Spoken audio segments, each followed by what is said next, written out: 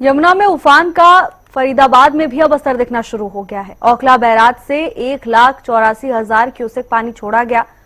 बसंतपुर इलाका पहले ही खाली करा लिया गया है। करीब 1 दर्जन गांव के किसानों के खेतों में पानी पहुंच गया है।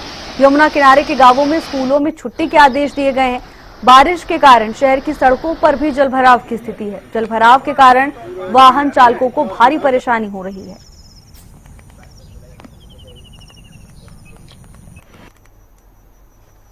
करीब 1 दर्जन गांव के किसान के खेतों में पानी पहुंच गया है, जिसके चलते अब किसानों की चिंताएं भी बढ़ने लगी हैं। यमुना किनारे के गांवों में स्कूलों में छुट्टी के आदेश दिए गए हैं, तो वहीं प्रशासन भी पूरी तरह से सतर्क है। जलभराव के चलते वाहन चालकों को मुश्किलों का सामना करना पड़ रहा है। आवागमन प्रभावित हुआ है। जलभराव की स्थिति लोगों के लिए मुश्किल का सबब बन गई है। 1,88,281 क्यूसेक पानी छोड़ा गया। रात के 2 बजे 1,80,060 क्यूसेक पानी छोड़ा गया। 1,76,360 क्यूसेक पानी छोड़ा गया। 5 बजे 1,70,728 क्यूसेक पानी छोड़ा गया। 6 बजे 1,68,883 क्यूसेक पानी छोड़ा गया। 9 बजे 1,60,359 क्यूसेक पानी छोड़ा गया। 1,58,552 क्यूसेक पानी छोड़ा गया। 11 बजे 1,59,153 क्यूसेक पानी छोड़ा गया।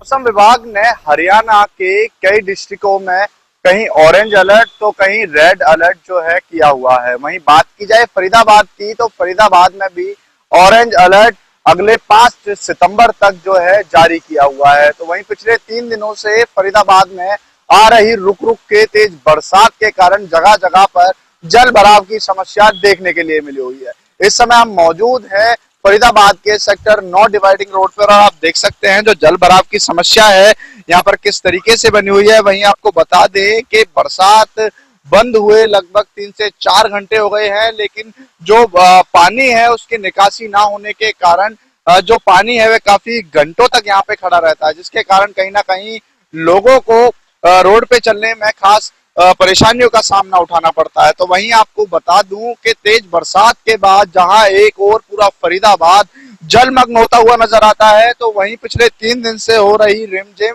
बरसात और बीच बीच में हो रही तेज बरसात से जो है फरीदाबाद में जगह जगह जो है जलभराव की समस्या देखने के लिए मिल रही है। वहीं इसके कारण दो पहिया वाहन चालक भी जो है फिसल जाते हैं। तमाम जगहों पर उनको चोट लगती हुई नजर आती है। तो वहीं आपको बता दें कि फरीदाबाद में राष्ट्रीय राजमार्ग जैसी जगहों पर 3 से 4 फीट जो है पानी इकट्ठा होता हुआ नजर आता है। जहां एक और प्रशासन लगातार दावे करते हुए नजर आता है कि इस बार लोगों को जल भराव की समस्या से नहीं जूझना पड़ेगा।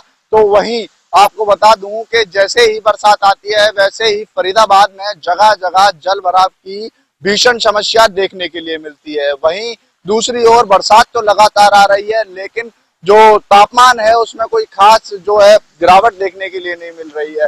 हालांकि अगर बात की जाए तापमान की, तो 25 से 26 डिग्री टेम्परेचर जो है लगभग बना हुआ है, लेकिन जो ह्यूमिडिटी है वह काफी ज्यादा है, उमस जो है काफी ज्यादा है, जिसके कारण कहीं ना कहीं चिपचिपी गर्मी जो है वातावरण में बनी हुई है। जहां एक और लोगों को गर्मी से जूझना पड़ रहा है, तो वहीं दूसरी ओर जल भराव की समस्याओं से भी लोगों को लगातार जूझना पड़ रहा है। अब देखना यह होता है कि कब तक बरसात का प्रकोप इसी तरीके से रहता है और कब तक जल भराव की समस्या से लोगों को इसी तरीका से जूझना पड़ता है। फरीदाबाद में आज सुबह से लगातार रुक रुक कर बरसात हो रही है और बरसात के कारण जहां एक तरफ जो आम आदमी है उसकी चिंताएं बढ़ जाती हैं, क्योंकि जिस तरीके से जलभराव होता है तो कई जगह सड़कों पर गड्ढे भी पड़ गए हैं। और इसके अलावा बात करें तो जमुना का जो जल स्तर है वो भी लगातार बढ़ रहा है और कहीं ना कहीं 1,80,000 क्यूसेक से ज्यादा पानी आज जमुना में छोड़ दिया गया है, जो कि 3 लाख से ज्यादा क्यूसेक पानी था जो आना है, और उसमें से 1,80,000 छोड़ा जा चुका है जो फरीदाबाद पहुंच चुका है। तो कहीं ना कहीं उस पानी से भी 1,000 एकड़ से ज्यादा फसल जो है वो जलमग्न हो चुकी है। और लगातार प्रशासनिक अधिकारियों की बात करें तो जो जमुना से सटे हुआ क्षेत्र है या जो गांव है उन तमाम गांवों का दौरा प्रशासन की तरफ से किया जा रहा है और अब तक की अगर बात करें तो जो बसंतपुर साइड की अगर बात करते तो वहां पर तमाम जो मकान जमुना की तलहटी में बने हुए थे उन मकानों में पानी घुस चुका है। वहां से तमाम लोगों को प्रशासन द्वारा बाहर निकाला गया है और रहने के लिए भी सेफ हाउस प्रशासन की तरफ से बनाए गए हैं। डीसी का दावा है कि उनकी तरफ से तमाम जो राहत कार्य हैं वो चलाए जा रहे हैं प्रशासनिक अधिकारियों की तरफ से, प्रशासन की तरफ से। साथ ही चाहे मेडिकल कैंप की बात करें या तमाम जो अन्य सुविधाएं लोगों तक जो पहुंच सके, क्योंकि ऐसे में जो आम लोग हैं वहां के रहने वाले हैं जो बाढ़ से प्रभावित नहीं है उनसे और एनजीओ से भी अपील की गई है कि वो ज्यादा से ज्यादा ऐसे लोगों की मदद करें जो जमुना बाढ़ से पीड़ित हैं। और साफ तौर पर कह सकते हैं कि लगातार बारिश अभी भी आ रही है और बरसात के कारण जहां जमुना का जल स्तर बढ़ा हुआ है तो कहीं ना कहीं पानी लोगों के लिए काफी समस्या पैदा कर रहा है और जो किसानों का इसमें काफी ज्यादा नुकसान होने की आशंका जताई गई है। 1000 एकड़ से ज्यादा फसल है जो वो पूरी तरह से जलमग्न हो चुकी है। ये करीब 34 गांव हैं जिनकी जो भूमि है किसानों की जो जहां पर पानी पहुंचा है। इनमें कई तरह की जो फसल है वो लगी हुई थी, ज्वार बाजरे की बात करें या फिर अन्य सब्जियों की बात करें, वो तमाम फसलें यहाँ पर लगी हुई थी जमुना की तलहटी में।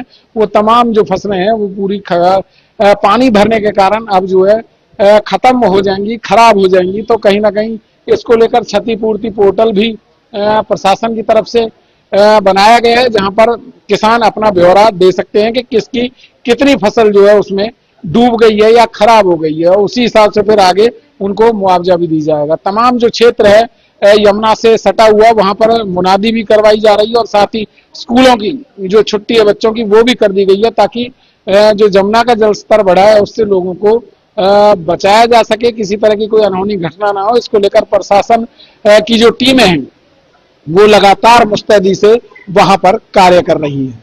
फरीदाबाद से हरियाणा न्यूज के लिए राजेंद्र दैया।